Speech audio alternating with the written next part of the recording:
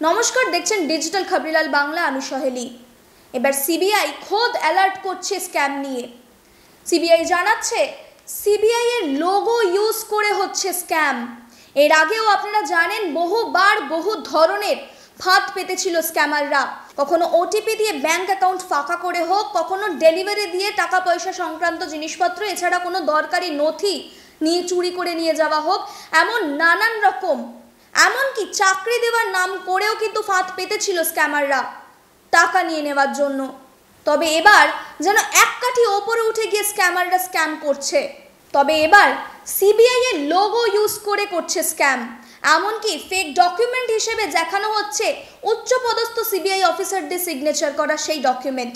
তবে খোদ এবার সিবিআই জানাচ্ছে যে ফোন কলের মাধ্যমে, হোয়াটসঅ্যাপের মাধ্যমে, এমনকি বিভিন্ন অ্যাপ্লিকেশনের মাধ্যমে এই স্ক্যামাররা সিবিআই এর লোগো ইউজ করছে এবং লোগো ইউজ করে মানুষের কাছে পৌঁছে যাচ্ছে স্ক্যাম করার জন্য।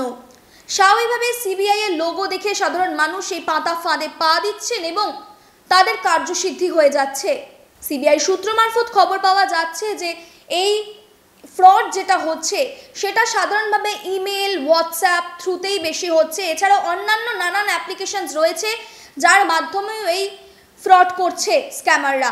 এছাড়া ফোন কলের জন্য ডিসপ্লে পিকচার হিসেবে সিবিআই এর যে পাবলিকলি লোগো দেওয়া রয়েছে সেই লোগোকে ইউজ করছে লোকজনকে ট্র্যাপে ফেলার জন্য। তবে এবার সিবিআই খোদ অ্যালার্ট করে জানাচ্ছেন যে কিভাবে এর থেকে বিরত থাকতে পারবেন, কিভাবে সচেতন হতে পারবেন জেনে নিন।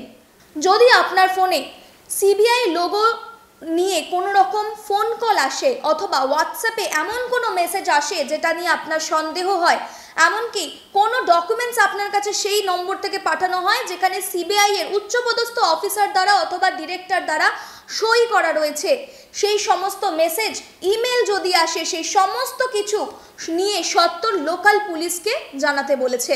সেই লোকাল পুলিশ তারপরে সিদ্ধান্ত নেবে এবং সত্তর অ্যাকশন নেওয়া হবে। তবে এর আগেও বহুবার বহু রকমভাবে স্ক্যাম হয়েছে, ফোন কলের মাধ্যমে, ওটিপি দিয়ে, এমনকি ডেলিভারির মাধ্যমে। এদের মূল উদ্দেশ্য একটাই থাকে, সাধারণ মানুষের টাকা পয়সাকে নিয়ে নেওয়া।